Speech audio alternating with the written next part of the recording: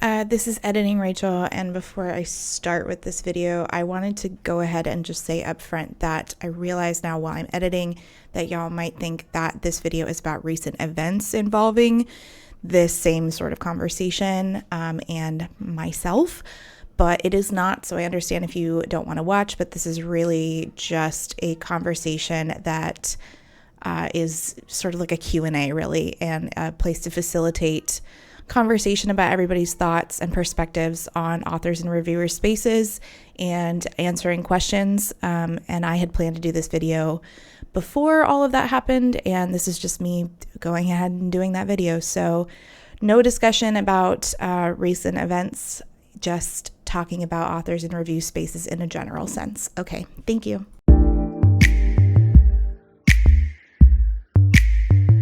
Hello, hi, guess who has a hot take? This is shocking news, but it's me, I know. I almost never have dissenting opinions, and I never loudly say them on the internet. Certainly not I. Recently in a video I said this: authors shouldn't be looking at my reviews unless we have an arrangement, unless they commission me, because when they hire me, I vet them to find out if they have looked at reviews before and had issues with that so that I can return their money and say I'm not interested. Authors should not be in my space looking at reviews of their books. If it's not your book, I don't care. You can obviously be here. Authors shouldn't be looking at my reviews of their books unless we've talked about it. And in the comments of that video, I had several people asking me about it and discussing it, and I think that that was great. And since this is usually a topic that, well, this is a topic that has been discussed a few times over on TikTok, and I've gotten a lot of flack for, certainly. Thought it might just be helpful if we have a dedicated video so that I can refer to it should this conversation come up again. And so if you want to discuss it, we can have that conversation here in the comments. Specifically, first thing I want to say though is that I am willing to be wrong here. I am willing to be corrected. I'm willing to hear pushback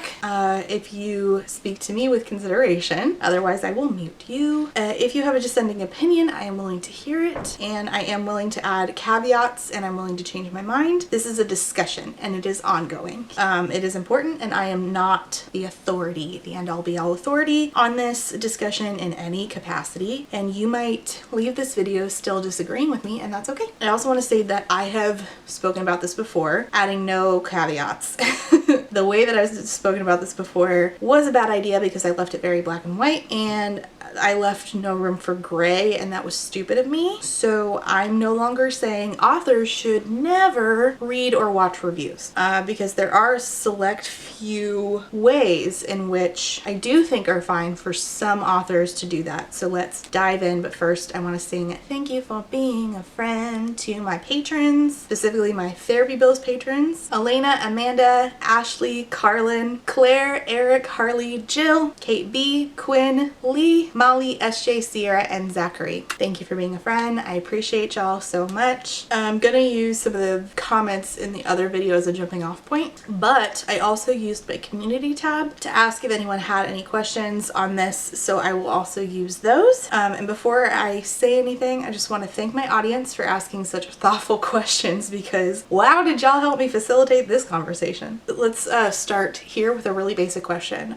Dogue God said, I don't really have any specific questions, just why? As in, why do I say that typically authors should stay out of review spaces of their own book? So for me, it is multifaceted. My most basic answer is because reviews are for readers. My audience is mostly readers. The people I feel most obligated to be honest to our fellow readers, because they are deciding whether or not they want to spend their money and their time on a product, on a book that I'm talking about. And I feel very strongly that I have an obligation to be very frank with them about books, even if my frankness leads to them either not buying or buying a book. I recently got this message from this person who I told, great, like, it does not bother me if I hate a book, if I give a book 1 star and you think, actually I'm gonna read it because you hated it, and then you go and purchase it and you consume it and you love it, that's totally fine with me. I'm good with that. Like, I'm glad that I helped you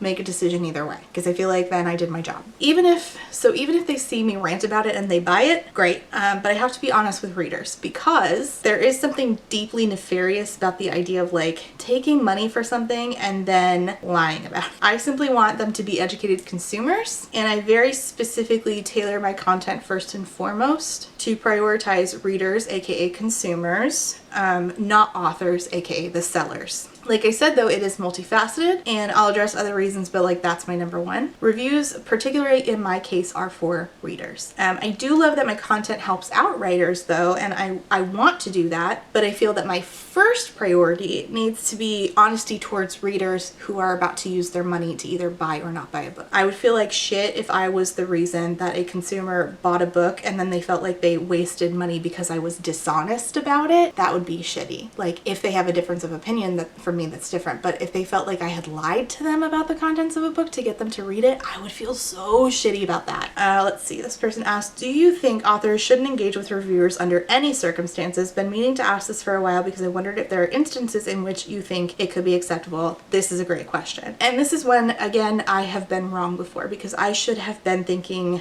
of this when I was talking about this and not making such like blankety statements, because blanket statements are where nuance go to die.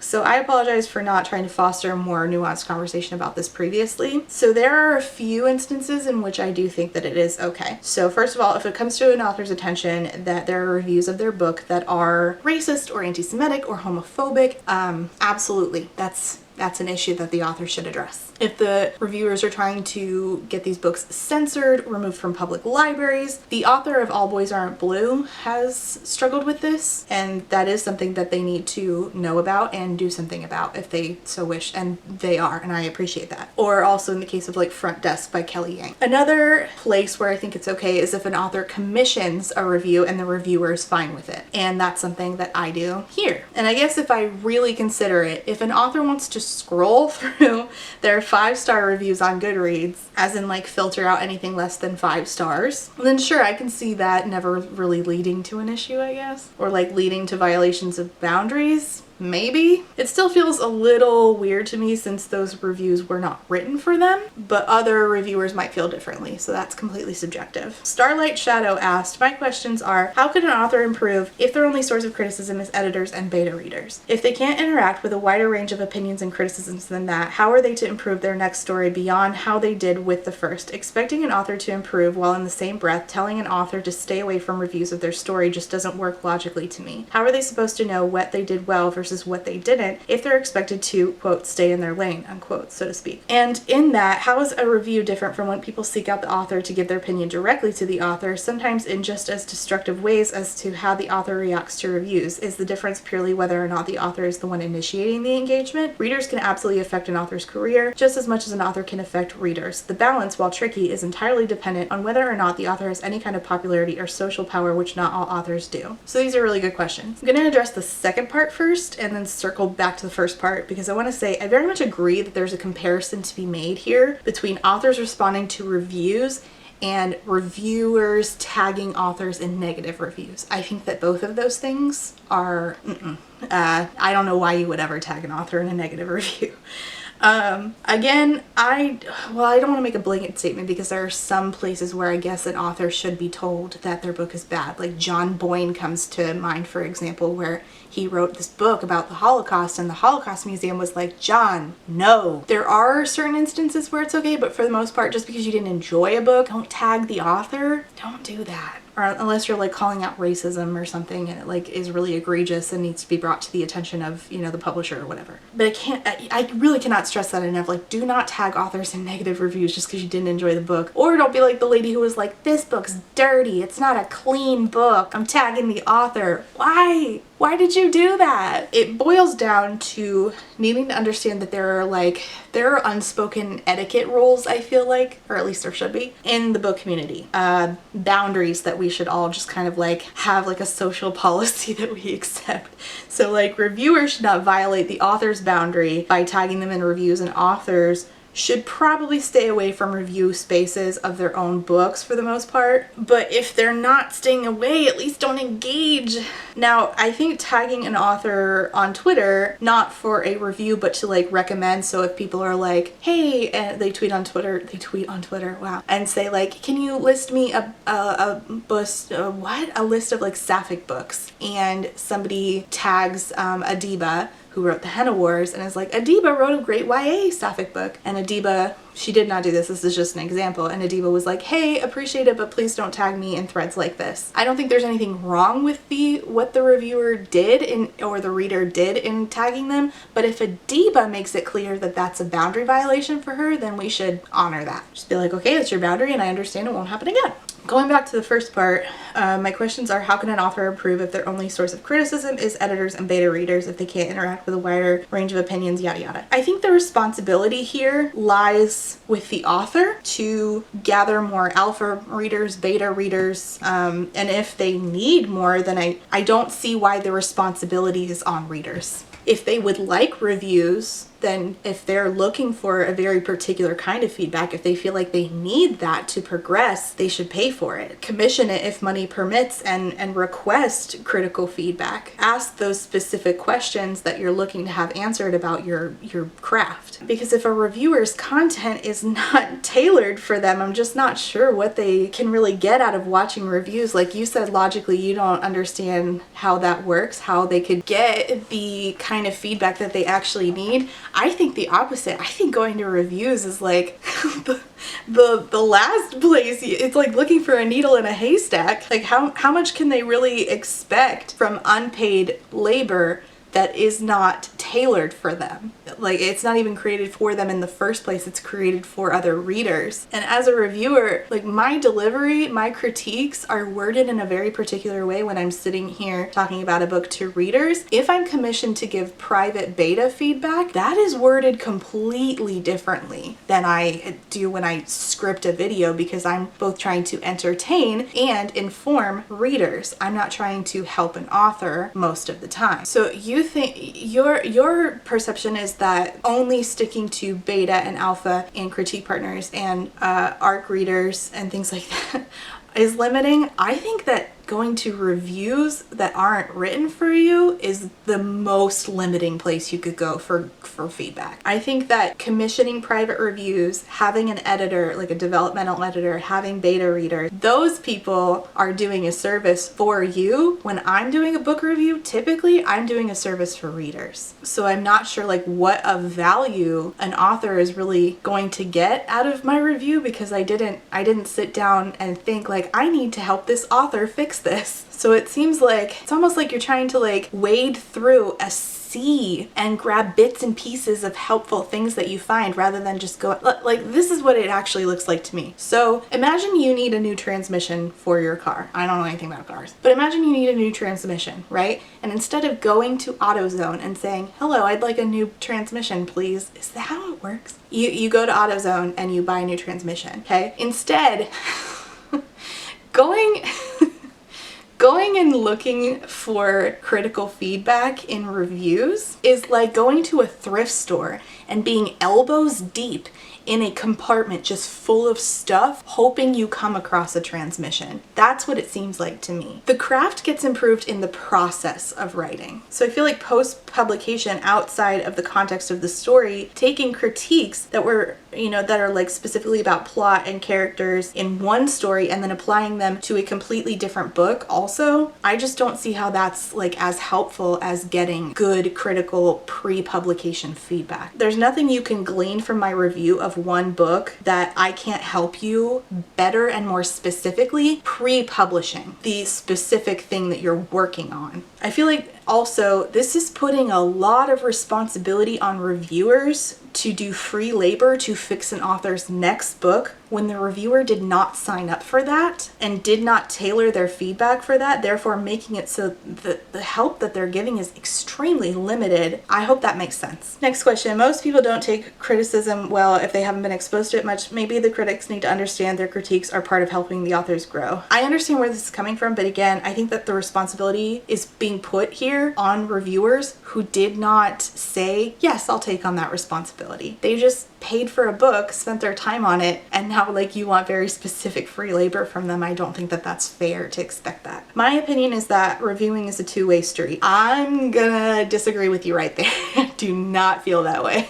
If you release to the public a review of something, you are entering into a discourse. I am not. I'm telling you right now that I'm not. Like, I'm telling you that if I review a book, that is not an invitation for an author to come tell me their feelings. As such, there is a chance this might involve the writer. The problem isn't that authors responding to reviews, but it's breaking some sacred space where a review exists in an untouchable vacuum, but that people in general have an inability to be courteous or to recognize one another's humanity. An author responding to a review with vitriol is inappropriate, but on the other side, a reviewer who can't handle an author interacting politely with them needs to realize that that is a risk of sharing their views publicly. Just my opinion, though I know it's a complex issue at times. I'm not trying to be mean to you at all, so I'm going to say this as nicely as possible. No, I vehemently disagree. If I don't want to have a conversation with an author, I won't. Like, it is not an invitation. It's not. It's not a two-way street at all.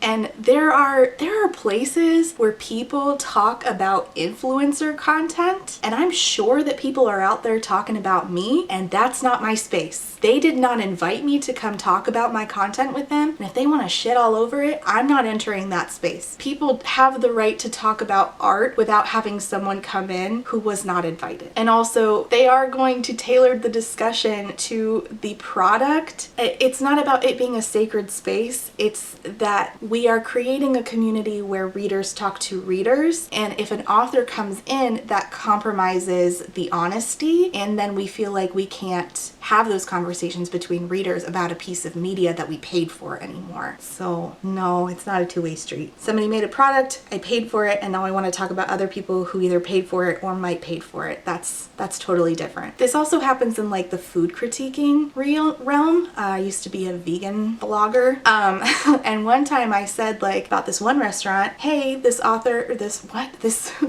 restaurant says that they offer vegan options, but actually the dishes are vegetarian, which is disappointing. I had no idea. I was eating eggs this whole time. I'm really glad I didn't bring a friend of mine who is allergic to eggs, because we never would have known. And oh my god, I forgot how shitty this was. But the chef there actually saw my Yelp review and said, oh, I guess we're supposed to cater to everybody now. Should we make every dish raw vegan too now? And I was like, chill out, I wasn't talking to you. Stop it.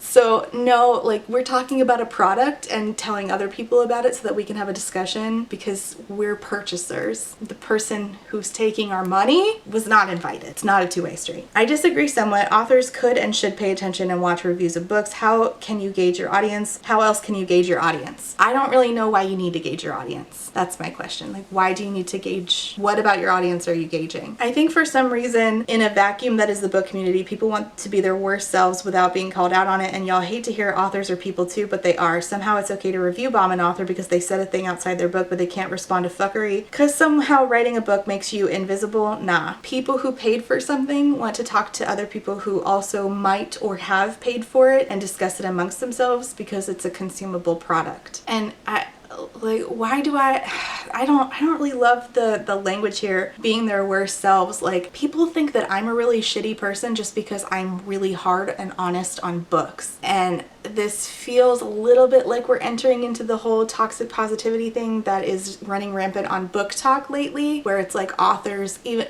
recently an author said, you shouldn't review a book unless you're going to give it three stars or up. It's like, but that's lying. I want to be honest about a piece of media that I consumed so that I can help other people decide if they want to pay money and consume it. Do you think that a responsibility falls on both the reviewer and the author? I personally think that the reviewer should be respectful while being honest. Some people call these reviewers harsh and mean, even though they are stating an opinion or educating the author. The author needs to be able to take criticism and understand that not all readers will like their books. If one side doesn't heed to this, then it says more about them as a person. I'm not sure exactly what responsibility you're referring to be honest. I think maybe what you're getting at is like, you want reviewers to be nicer and authors to not engage. I'm not really sure, but oh man, I am really picky about using the word respect, right? Because respect by definition means admiration, and somebody who in my real life was very abusive to my husband and I, and his family would always say, you need to be respectful of me. And what they mean was you need to obey me. So people use the word respect when they actually mean things like obey or have consideration for. So my question was, if I am not writing a review for an author, why do I need to have consideration for the author? I'm not reviewing, typically, not talking about the author. I'm typically, if I'm doing a book review, which is why I try to keep authors behaving badly and book reviews separate, I'm talking about a book, talking about paper and ink, and why do I need to have consideration for paper and ink? So it just feels a little disingenuous to be like, you need to be more respectful in your reviews. Now, I'm not saying you're saying that to me, but I think that that's a slippery slope to go down with reviewers, because then we're tone policing them, and then we're going to start seeing less honest reviews, which means consumers are going to get lied to. And all this to say, like, if you are a reviewer and you said any of these things, or you hear any of these things and you agree with them, that's fine. Like, in your own capacity, your boundaries might be different than mine, and that's totally okay. Somebody asked me, what's the difference between an author getting comments on their fan fiction and a published author? And you know, what's the difference between like your comment section here and, you know, author feedback? And the difference is that fanfic by nature is communal. There is a comment section. YouTube content is also communal. Published works are not. They are a consumable product that you pay for. My video is not a comment section for an author to discuss their own work. People can critique my work here and argue with me about it in the same way that fanfic, you know, that's available there. But in publishing, I share that with fanfic writers. I don't share that with published authors who are creating a product for people to consume that they pay for. There are spaces online, as I said, where people do critique content creators, and just like I think that published authors should not be coming to me uninvited to watch reviews of their own book, I don't think that I should go into those spaces and see what people who did not tag me are saying about my content. Lightning Strike, who is actually one of my patrons, said, in my opinion, reviews are great for readers but not for authors. For starters, a review is personal to the reviewer. There might be a factual basis for their comments, but it is still one person's opinion. As an author, especially an indie author, without the same supports as traditional publishing, you are going to burn out. Once a book is published, for better or worse, it is done. Walk away. Writing is a craft and it grows with practice. Rather than looking to reviews, invest in good beta and editing phases for the next book. Pay people for the work of making your book better. If you can't handle that there will be reviews, then you aren't ready to publish, but I think we need to get the masses out of their heads. And traditional publishing needs to start taking editing more seriously for authors of all skill levels. I agree with all of that. I find that when reviewers critique work, they conflate bad writing with writing that doesn't align with the reviewer's own moral or political beliefs. When authors subsequently point this out, reviewers deem it an example of authors being unable to take constructive criticism. Who is in the right here? Is the author correct to point out that this is personal beliefs rather than bad writing, or is the reviewer right to consider it bad writing and an example of why authors can't take critique? As an example, a scene with SA, sexual assault, or a dialogue that uses a racist slur. I'd be very interested in your opinion. So I did respond to this person saying that I hesitate to give any sort of answer because I would need to know the specifics in the context of each particular situation that they were referring to, because the context would change my thoughts on it. But I am interested in hearing y'all's thoughts, so if you could put them down below so that this person can, you know, continue this conversation that they were trying to have. I wanted to go ahead and try to try to use my platform to like encourage having a conversation about that. But for me personally, I can't answer without knowing the context of each individual situation. There is a long history of over 2,000 years of writers interacting with their critics. As we all know, I went to Fundy school, so is this history? Because if so, I definitely wouldn't know about it.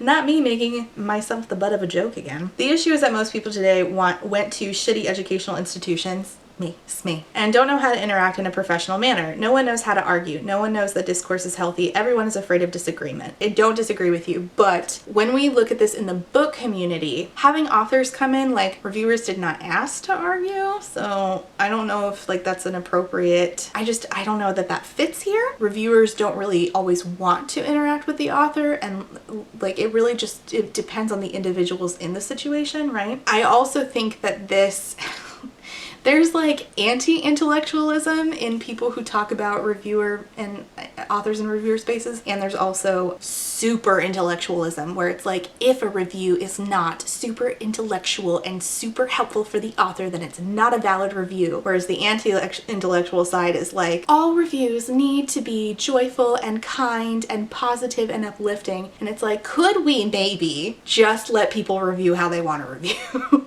and not be afraid of hearing from an author who wants to argue with them, like whether it be in a professional manner or not? Could we just let consumers consume and then talk about what they consumed whatever way they want to? That's what I want to say. I do not agree with your stance on this matter. However, I do see that healthy and productive discussions about art in the written world are impossible these days. So maybe it is best that writer and critic have a bit of separation. I highly doubt people will make an effort to learn how to discuss things civilly. I think that there are places where we can discuss things civilly, but the reviewers have to agree to meet the author, and the author has to agree to meet the reviewer to have those discussions. Those discussions are entirely different from reviewers discussing amongst themselves, and nobody should have to partake. I think it's something each author has to decide for themselves. I don't think authors should be responding to negative reviews or hassling reviewers, but if they want to watch reviews and if they think they can handle it without turning nuclear, then more power to them. What are your thoughts on authors trying to dialogue with reviewers in a polite way regarding ideas expressed in reviews? I know Daniel Green did something like this in a very respectful way regarding one of his books and got slammed for it. I don't watch Daniel Green. I don't know what happened there. I have no idea. So I can't comment on that, but I don't think that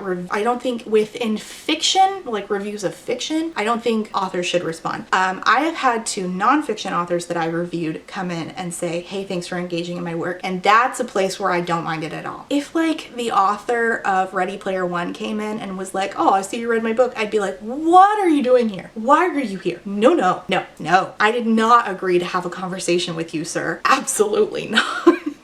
I don't want to have a conversation about the themes in your book, about your characters. I don't want to have a conversation with you because you created fiction and I want to comment on it and I didn't invite you here. No, thank you. I think that no matter how polite you are, if you enter a space that you are not invited to and start trying to disagree even politely, it's just weird. I feel like maybe you should just not.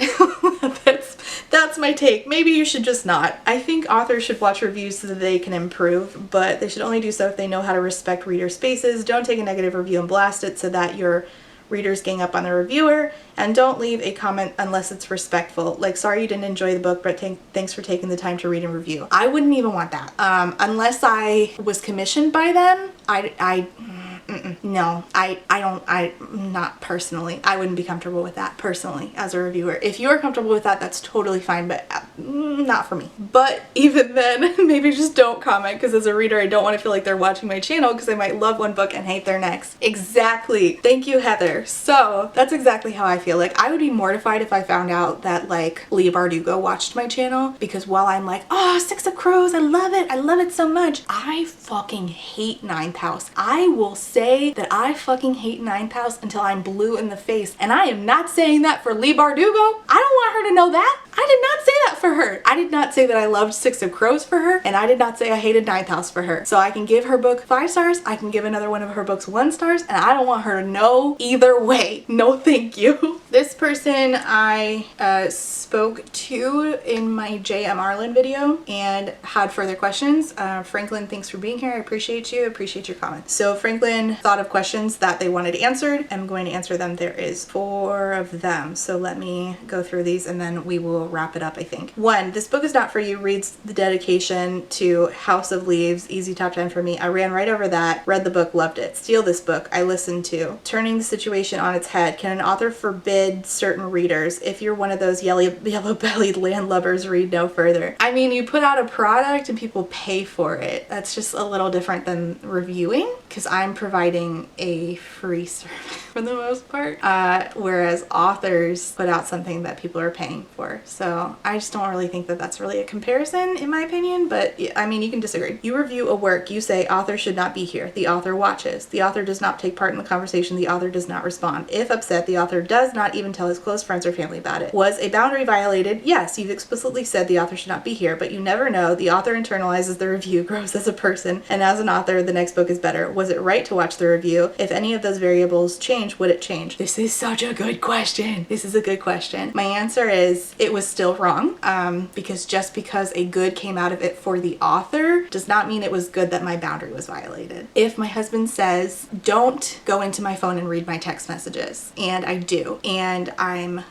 reading his text messages, and he gets a text message while he's doing whatever, and I'm, you know, secretly looking at his phone, and I find out that, I don't know, I'm gonna have to make up a wild hypothetical to make this a one-to-one. Okay, I find out that he is planning to take me on vacation, and if I don't put in the leave right now, even though he wants to surprise me, if I don't put in the leave at work right now, I'm not going to be able to go. So I take that information that I wasn't supposed to know because he wanted to surprise me, and he explicitly said don't go in my phone, and I make sure I request the time off work ahead of time. Great, we get to go because I requested off work and I did it in time, but I still violated an explicitly stated boundary, and if I were to tell my husband, he would be hurt by it, and that was still wrong. So the ends don't justify the means of breaking boundaries. Really good question though, and obviously you're free to disagree. That's just my take. You wrote 2 again. This is actually 3.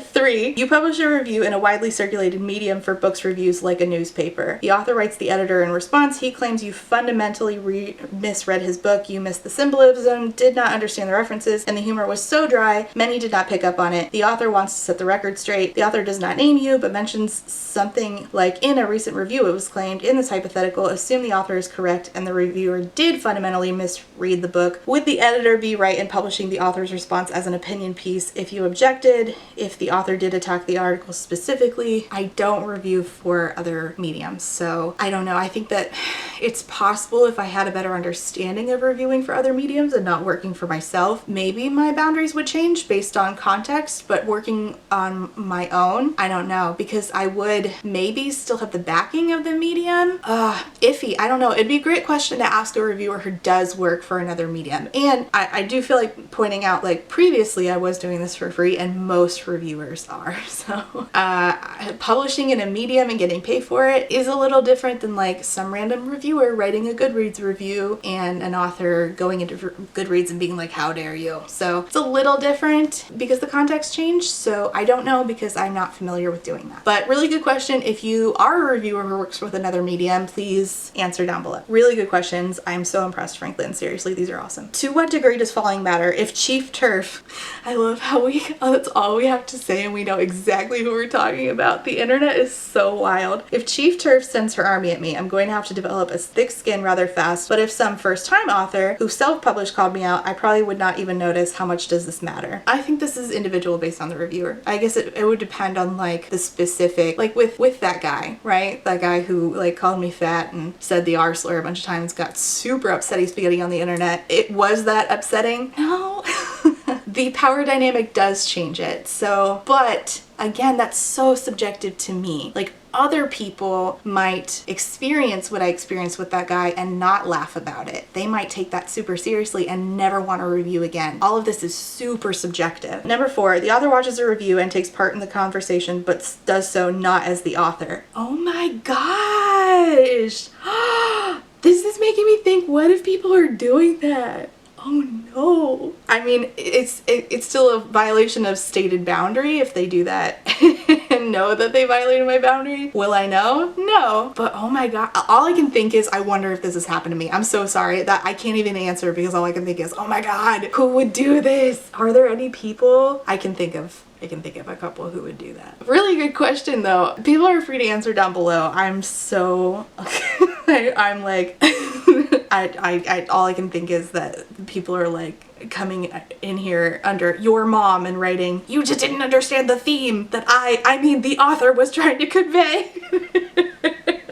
Oh my gosh, that would be a new level of yikes for me. I just want to point out this hilarious comment that says, unless I explicitly call you here, you are not summoned. Demon riders be gone. They were quoting me, but I had to say it in my Ben Shapiro voice. I'm so sorry. And I just want to point out this comment because I agree with this, and I think I would just want to end on this. The purpose and intended audience of a piece of writing needs to be considered, and authors most of all need to keep that in mind always. Authors profit off of readers literally. They need people to keep buying and reading. Reviews are for readers. 90% of the, I would say it's more than 90%. I would say it's like 98%. 90% of the time, reviews are free and not sponsored in any way. Their general purpose is either to inform others about whether or not to spend time and money on a book, or if there's potentially harmful things in said book. Many reviews are just for the reader themselves, just to work them out their own thoughts and have them recorded. Yes, and I want to point out, because I remember an indie author last year on TikTok said, I can't stand when people just one-star my book and they don't give me feedback. You're not entitled to it. You're not entitled to it. You didn't pay for it.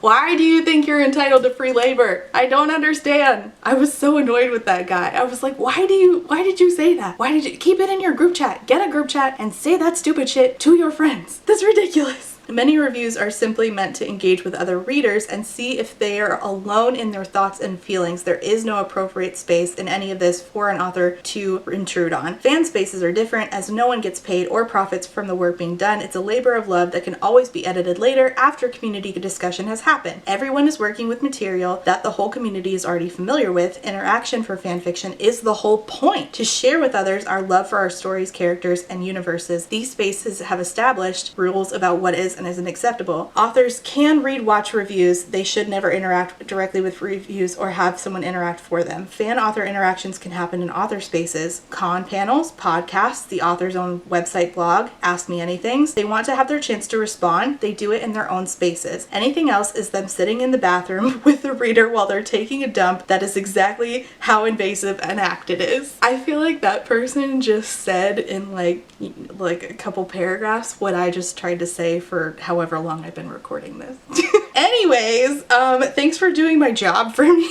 So I think that's it. I think I did enough of the comments. I can respond to more if you would like a part 2, but I think that basically covers my thoughts, and I super appreciate the comments, especially Franklin. Thank you so much for continuing to engage in the conversation with me. I can't tell you how much I enjoyed your questions. Those were so thoughtful and thought-provoking. I'm gonna have to ask, I might screenshot that and send that to my friends who are also reviewers and see what their answers are and how we differ in our boundaries and perceptions and hypothetical answers. That was so fun. That's it. Thank you so much for watching. I super appreciate y'all. I can do another one of these if you'd like. Let me know. Let me know what further questions you have down below, and give me all of your thoughts. And thank you all so much for engaging in the conversation, and feel free to disagree. That's totally fine, and I will see you next time. Okay, thanks for watching. See you next time. Bye. Before I go, I have to say thank you for being a friend to my Potato Starch Marxists: Abby, Aiden, Alicia, Allison, Andy,